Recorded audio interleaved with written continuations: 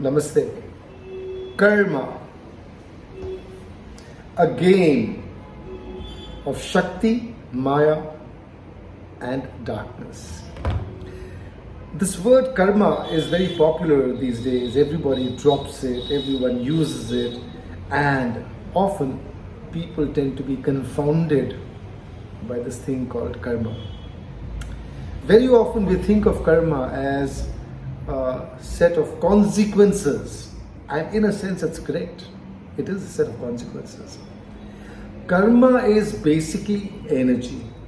What we think, what we say, what we do, what we affect, how we affect the environment, both for ourselves and others. So karma is, in a sense, release of energy with a certain purpose. Usually the purpose is lost in a maze of emotions, because when we do things, very often there is a lot of emotional energy that drives it. Emotions are a very powerful thing. Emotions contain a lot of energy. So, for example, if you think back, if you try to recollect or remember the most important or the oldest incidents in your life, they will be incidents where there are strong emotions attached. Something that pained you or brought you a lot of joy, and so on and so forth. So basically the connection between emotions and energy is very high. Normally, when we are going through good time or good times and everything is hunky-dory, we don't think about karma so much, or if at all we do, we think it's a result of something good that we may have done at some point of time in the past. But how do we connect our karma with what we are facing on ongoing basis, on a daily basis? Let's say I suddenly suffer a fall and I break a knee. Someone might say, doesn't matter, you'll get well. But there may be others who might believe, even if they don't say it, that it's a consequence of some karmic action or something related to some karma that I may have done at some point of time. And so now I have to bear the consequences. Please do not think of karma as something that is out there to destroy you, hurt you, pain you, and so on. Karma is basically an expression of energy, an expression of Shakti. Shiva, Shakti. Understand these two concepts, very interesting concepts. Shiva means consciousness, Shakti means energy.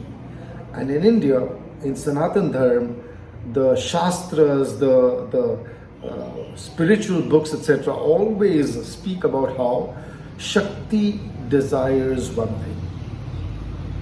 Shakti desires only one thing, and that is Shiva.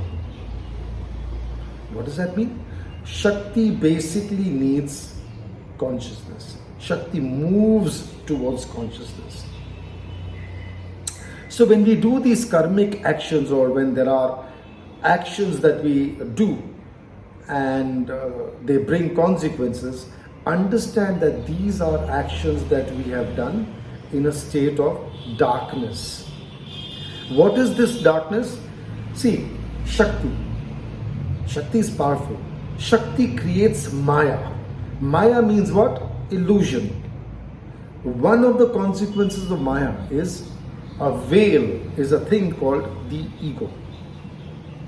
On its own, the ego has no real existence. It has no reality. But because Shakti creates a Maya, creates this Maya, so we have the sense of ego. When we have the sense of ego, this ego creates a veil because of which we cannot see the truth or the higher truth or our higher selves. We cannot connect with our higher selves. And so we say, do, act in ways that influence us and others. So if I do something that causes hurt or pain or distress, loss, etc. to someone, in some way they will want to hit back. They may not do it physically, but at least they will think of it. Their emotions will send out energy that will want to hurt me, punish me, or whatever, so on and so forth. So this energy, action created out of darkness, leads to more action created out of darkness, and this game goes on. How do we extricate ourselves from this? The best way to extricate ourselves from these karmic bonds or bandhans is by becoming conscious. How do we become conscious? We observe our pain, we observe our own distress when we face the consequences. Observe it, watch what we are feeling, watch what we are thinking. Try not to blame others.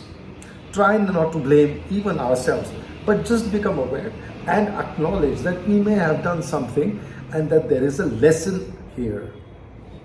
When we absorb, when we take the karmic lessons, it creates a certain consciousness. And that consciousness, in a sense, clears the karmic effects.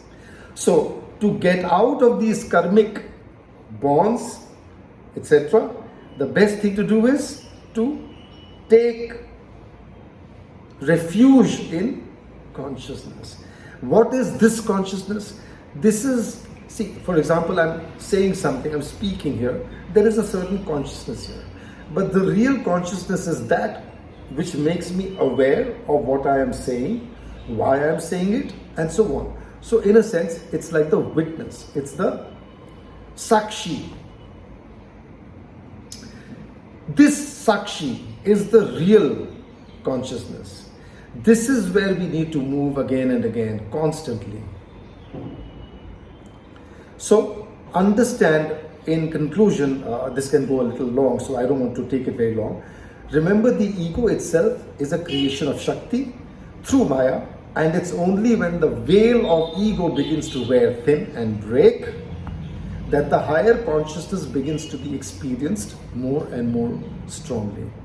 Ego, mind, emotion, and their game of karma begins to lose its hold quickly as consciousness rises.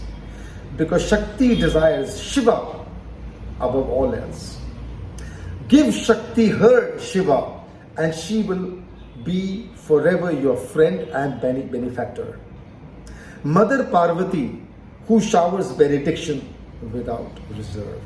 That's what karma, and that's what Shakti can become to you. Once you take heed and follow the path of consciousness. I hope you understood this. It's a little tricky, this question, but I'm sharing the article in descriptions. Take a look and take advantage of this. Namaste.